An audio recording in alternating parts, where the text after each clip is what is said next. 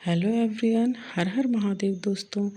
आपके अपने चैनल हर दिन कुछ नया में आपका स्वागत है। तो आज हम इस वीडियो में बात करेंगे आशा भगवती व्रत के बारे में। आशा भगवती व्रत क्या है और इसकी कथा क्या है, वीडियो में संपूर्ण जानकारी दी गई है, इसलिए वीडियो को स्किप बिल्कुल भी ना करें। वीडियो बहुत ही महत्वपूर्ण होने वाला है क्योंकि इसमें व्रत विधि के साथ साथ व्रत कथा भी सुनाई जाएगी, जो कि पूजा के दौरान सुनना बहुत ही आवश्यक होता है। तो वीडियो में अंत तक बने रहें। हो सकता है वीडियो लंबा हो जाए क्योंकि कथा जो है थोड़ी बड़ी है, तो वीडियो लंबा हो सकता है, लेकिन बहुत ही महत्वपूर्ण वीडियो है, तो आप वीडियो में अंत तक ज़रूर बने रखें। तो चलिए वीडियो को शुरू करते हैं। तो आशा भगवती का जो व्रत है वो स्त्रियों को सात पक्ष में अश्विन कृष्ण पक्ष की अष्टमी से प्रारंभ कर देना चाहिए। ठीक है। 8 कोनों को गोबर मिट्टी से चौका देकर आशा भगवती की कहानी सुननी पड़ती है। ठीक है। तो पहले हमें क्या करना है कि जैसा कि स्क्रीन में दिखाया है और मैंने बीच बीच में क्लिप डाली भी हुई है कि इस तरीके से आपको एक चौक टाइप का बना लेना है, चौक बोल लेना है, फूल बना लेना है, जिसमें बीच में एक गोल सर्किल होगा और 8 पत्तियाँ होंगी। ठीक है। क्योंकि उन 8 पत्तियों पे ही जो भी पूजा का सामान है वो हमें चढ़ाना होता है। तो ठीक है, फिर क्या जो 8 कोने होते हैं उन पर हमें 8-8 धूप समर्पित करनी है, 8-8 पैसे, जिसके यहाँ पैसे चढ़ाए जाते हैं वो पैसे चढ़ाएं, जिनके यहाँ नहीं चढ़ाए जाते हैं तो वो बिल्कुल भी ना चढ़ाएं। ठीक है। 8-8 काजल की बिंदी, 8 मेहंदी की बिंदी, 8 सिंदूर की बिंदी, ऐसे करके आप 8-8 बिंदियाँ रखें, 8-8 धूप चढ़ाएं। पैसे चढ़ाए जाते हैं तो पैसे चढ़ाएं, अनाज के दाने चढ़ाए जाते हैं तो अनाज के दाने चढ़ाएं। जो भी आपके यहाँ चढ़ाया जाता हो 8-8 करके, वो एक एक करके 8-8 चीज़ें चढ़ानी है। ठीक है। मतलब 8 बिंदी लगानी है काजल की, 8 काजल की, 8 सिंदूर की, 8 रौली की, ऐसे करके सब करना है। ठीक है। फिर 8 कोनों पर एक एक दीपक भी जलाना है, फूल चढ़ाना है, जो भी आपके पास सब हो सब 8 चढ़ाना है, 8 ही कोनों पर ही चढ़ाना है। ठीक है। एक पर नहीं, सभी पर चढ़ाना है। और बीच में जो है गणेश जी की स्थापना करना है। आप मिट्टी के भी बना सकते हैं, गोबर के भी बना सकते हैं और सुपारी के भी बना सकते हैं। ठीक है। जिसके आप बनाना चाहें बना सकते हैं। और 8-8 आपको सुहाग का सामान लेना है। ठीक है। तो जैसे कि एक कोना है उस पे 8 सामान रखना है आपको सुहाग का, जैसे बिंदी, सिंदूर, काजल, मेहंदी, चूड़ी, अ, अलता यानी महावर, जो भी है। तो 8-8 सामान को आपको एक एक कोनों पर रखना है। इनकी एक एक पोटली बना लें, या जो मार्केट में पाउच टाइप के आते हैं उनमें रख दें, जैसा भी आपको सही लगे। ठीक है। तो आपको 8-8 कोनों पर 8-8 सुहाग का सामान रखना है और एक पोटली में बीच में आपको बीच का रखना है, एक पोटली। ठीक है। तो जो 8 पोटलियाँ हम रखते हैं उसमें क्या करना है कि 8 ब्राह्मण स्त्रियाँ जो होती हैं आपकी कॉलोनी में हो, मोहल्ले में हो, उनको बुला लें 8वें दिन जब हम पूजा करते हैं। ठीक है। वैसे तो हमें रोज़ पूजा करनी है, रोज़ सबको समर्पित करना है, लेकिन जो लास्ट दिन की पूजा होती है उस दिन हमें 8 कोनों पर सब सामान समर्पित करना है और 8 ब्राह्मण स्त्रियों को बुलाकर उनको भोजन कराना है और एक एक पोटली 8 स्त्रियों को दान कर देनी है, मतलब दक्षिणा स्वरूप में दे देनी है। और एक पोटली आपको अपनी सासू माँ को दे देनी है। ठीक है। इतना करना है। और सुहाली बनानी होती है, सभी कोनों पे सुहाली रखनी होती है, तो वो सुहाली भी खिलानी पड़ती है। ठीक है। तो इस तरीके से आपको पूजा कर लेनी है। फिर क्या होता है, यदि ब्राह्मण देवता नहीं मिल रहा है तो जैसे आपके यहाँ होती हो, आप कॉलोनी के लोगों को बुलाते हो या आपके मान होते हैं, जैसे ननद हैं या भांजी हैं, जिनको भी आप देते हो या जैसा आपके यहाँ होता है उस तरीके से कीजिए। क्योंकि हर क्षेत्र में जैसे ही थोड़ी बहुत क्षेत्र या स्थान बदलता है तो पूजा करने का थोड़ा बहुत तरीका चेंज हो जाता है। तो जैसा आपके क्षेत्र में होता हो, जैसे आपके घर परिवार में होता हो, उस तरीके से कीजिए। ठीक है। क्योंकि हमारे यहाँ ऐसा होता है तो मैं आपको उस तरीके का बता रही हूँ। ठीक है। फिर जैसा आपके यहाँ होता हो, आपके बड़े बुजुर्गों ने जैसे आपके करवाई हो पूजा, उस तरीके से कीजिए। ठीक है। तो इतना आपको कर लेना है। फिर क्या है, इसके बाद हमें कथा सुननी है। तो कथा मैं सुनाती हूँ आपको। चलिए कथा शुरू करते हैं। हिमाचल नाम का एक राजा था, उसके 2 लड़कियां थी। एक का नाम गौरा और दूसरी का नाम पार्वती था। एक दिन हिमाचल ने उन दोनों लड़कियों को अपने पास बैठाकर पूछा कि तुम दोनों किसके भाग्य का खाती हो। इस पर पार्वती ने कहा, मैं अपने भाग्य का खाती हूँ। तथा गौरा बोली, मैं आपके भाग्य का खाती हूँ। यह सुन राजा ने अपना पुरोहित बुलाया और कहा, कि पार्वती के लिए भिखारी वर तथा गौरा के लिए राजकुमार वर की तलाश करो। पुरोहित राजा की आज्ञानुसार वर की तलाश करने के लिए घर से निकल पड़े। एक दिन पुरोहित जी रास्ते से जा रहे थे कि रास्ते में शिवजी भिखारी का रूप धारण कर बैठे दिखाई दिए। पुरोहित ने पार्वती का विवाह उस भिखारी के साथ तय कर दिया और एक बहुत ही सुंदर राजकुमार से गौरा लड़की का विवाह तय कर दिया। थोड़े ही दिनों के बाद जब गौरा की बारात आई तो राजा ने उनका खूब सम्मान किया, खूब स्वागत किया और बहुत सा दहेज दिया, दहेज देकर विदा किया। लेकिन जब पार्वती जी की बारात आई तो राजा ने बारात का कुछ भी स्वागत नहीं किया, सत्कार नहीं किया, केवल भिखारी को कन्यादान देकर पार्वती को विदा कर दिया। शिवजी पार्वती को लेकर कैलाश पर्वत पर आ गए। पीछे पीछे जब पार्वती जहाँ कदम रखें वहीं घास जल जाती। यह देखकर शिवजी ने पंडितों को बुलाया और इसका कारण पूछा। तब पंडितों ने सोच विचार कर बताया कि पार्वती जी और इनकी भाभियाँ आशा भगवती का व्रत करती थी।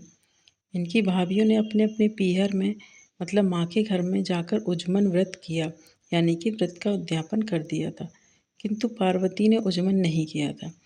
यदि पार्वती जी भी अपनी माँ के घर जाकर व्रत और उजमन करें तो सब दोष दूर हो जाएंगे। इस प्रकार पंडितों के बताने पर शिवजी और पार्वती जी कपड़े और गहने पहनकर पार्वती जी के पीहर चलने को तैयार हुए। कुछ दूर जाने पर इन्होंने देखा कि एक रानी के बच्चा होने वाला है, वह बहुत कष्ट में पड़ी है। यह देखकर पार्वती जी शिवजी से बोली, हे नाथ, बच्चा होने में बहुत कष्ट होता है, अतः आप मेरी कोख बंद कर दीजिए। शिवजी ने कहा, तुम कोख बंद मत करवाओ, अन्यथा बाद में बहुत पछताओगी। फिर कुछ आगे चले तो देखा कि घोड़ी के बच्चा हो रहा है, उसे भी बहुत कष्ट हो रहा है। यह देखकर पार्वती जी ने शिवजी से कहा कि आप मेरी कोख बंद कर दो, तभी मैं आगे चलूँगी, क्योंकि बच्चा पैदा करने में बहुत कष्ट होता है। शिवजी ने पार्वती को बहुत समझाया कि कोख बंद कर देने से बाद में तुम्हें बहुत पछतावा होगा, परंतु पार्वती ना मानी। अंत में निराश होकर शिवजी ने पार्वती जी की कोख बंद कर दी। तब वे दोनों सज धज कर आगे चले। उधर गौरा ससुराल में बहुत दुखी थी। इधर जब पार्वती शिव जी के साथ अपने पीहर पहुंची तो उनके माता पिता उन्हें अचानक देखकर पहचान नहीं पाए। जब पार्वती जी ने अपना नाम बताया तब राजा रानी बहुत खुश हुए। राजा को अपनी कही पुरानी बात याद आ गई। उन्होंने पार्वती जी से पुनः पूछा कि तू किसके भाग का खाती है। पार्वती जी ने उत्तर दिया कि मैं अपने भाग्य का ही खाती हूँ। ऐसा कहकर पार्वती जी अपनी भाभीियों के पास चली गई। वहाँ जाकर देखती हैं कि उसकी भाभी आशा भगवती की का व्रत एवं उजमन कर रही हैं। यह देखकर पार्वती जी ने भी भाभीियों से कहा कि मेरी उजमन की कोई तैयारी नहीं है, वरना मैं भी उजमन करती। तब भाभीियों ने कहा, हे पार्वती, तुम्हारी क्या कमी है, तुम्हारी केवल कहने की देर है, शिवजी भगवान स्वयं ही सब शीघ्र तैयारी कर देंगे। पार्वती जी ने शिवजी से कहा कि मुझे व्रत और उजमन करना है। तब शिवजी ने पार्वती जी के पास एक मुंदड़ी भेज दी और कहलवा दिया कि इससे जो भी मांगोगी वह तुम्हें मिल जाएगा। पार्वती जी ने उस मुंदड़ी से उजमन के सभी सामान मांगे। मुंदड़ी ने तुरंत उजमन के सभी सामान 9 सुहाग की पिटारी सहित ला दिया।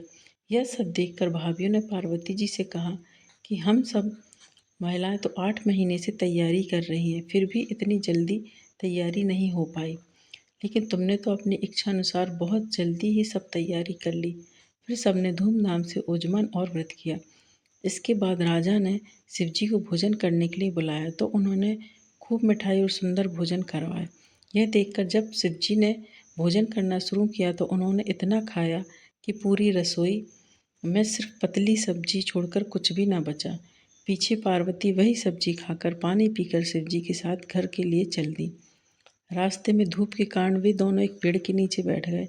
तब शिवजी ने पार्वती जी से हंसकर पूछा कि तुम क्या खा कर आई हो। पार्वती जी बोली, जो आपने खाया वही मैंने खाया। शिवजी यह बात जानते थे कि पार्वती जी ने केवल सब्जी खाई है। इस पर शिवजी को हंसी आ गई और बोले कि तुम तो सिर्फ सब्जी खाकर और पानी पीकर आई हो। इस पर पार्वती जी बोली, महाराज, आपने सब बात खोल दी, अब आगे कोई बात मत खोलना। मैंने हमेशा ससुराल की इज्जत पीहर में छुपा कर रखी है और पीहर की इज्जत ससुराल में छुपा कर रखी है। थोड़ी ही देर बाद उठकर जब आगे चले तो सूखी घास पर पार्वती के पैर पड़ते ही वह हरी हो गई। जब आगे बढ़े तो देखा कि एक घोड़े के पास उसका बच्चा खेल रहा है। यह देखकर पार्वती जी बोली, महाराज मेरी भी कोख खोल दो। तब शिव जी ने कहा, मैंने तो पहले ही बहुत मना किया था कि कोख बंद मत करवाओ, अब कैसे खोलें। जब ये दोनों और आगे बढ़े तो देखा कि रानी यमुना पूजन के लिए जा रही हैं। यह देखकर पार्वती जी ने पूछा, महाराज यह कौन है? शिव जी ने कहा, यह वही रानी है जो कष्ट में पड़ी थी, इनके लड़का हुआ है। तब तो पार्वती जी शिव जी से हठ पकड़ गई कि मेरी भी कोख खोलो। पार्वती जी की हट देखकर शिव जी ने मैल से गणेश जी को बनाया तथा उनका जन्म उत्सव मनाया। सब नेकचार करके पार्वती जी से यमुना पूजन करवाया। तत्पश्चात पार्वती बोली, मैं तो सुहाग बांटूंगी। यह बात सब जगह फैल गई कि पार्वती जी सुहाग बांटेगी। जिसको लेना हो ले जाए। यह सुन साधारण मनुष्य तो दौड़ दौड़ कर सुहाग ले आए। ब्राह्मणी और वैश्य स्त्रियां सुहाग लेने देर से पहुंच पाईं। तब तो शिव जी पार्वती जी से बोले, इनको भी सुहाग दो। तब पार्वती जी बोली, मैं तो सब सुहाग बांट चुकी हूँ। इस पर शिव जी ने कहा, इनको तो सुहाग देना ही होगा। तब उन स्त्रियों को भी पार्वती जी ने थोड़ा थोड़ा सुहाग दिया।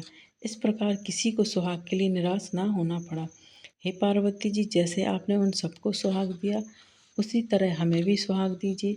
इस व्रत में उजमन कुंवारी लड़कियां ही करती हैं। ये संपूर्ण कथा है जो आशा भगवती व्रत की। तो यदि आपको वीडियो पसंद आता है, कथा पसंद आती है तो वीडियो को लाइक कीजिए, शेयर कीजिए अपने दोस्तों के साथ, अपने परिवारजनों के साथ, ताकि उन तक भी ये वीडियो पहुँचे और वो भी इस कथा का आनंद ले सकें, लाभ ले सकें। और यदि आप चैनल पर नए हैं तो चैनल को सब्सक्राइब कीजिए, साथ ही बेल आइकन को प्रेस कीजिए। इससे ये होगा कि मैं कोई भी वीडियो अपलोड करूँगी तो उसकी नोटिफिकेशन आपके पास पहुँच जाएगी।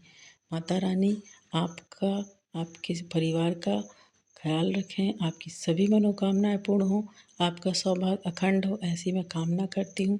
मिलते हैं नेक्स्ट वीडियो में दोस्तों। हर हर महादेव।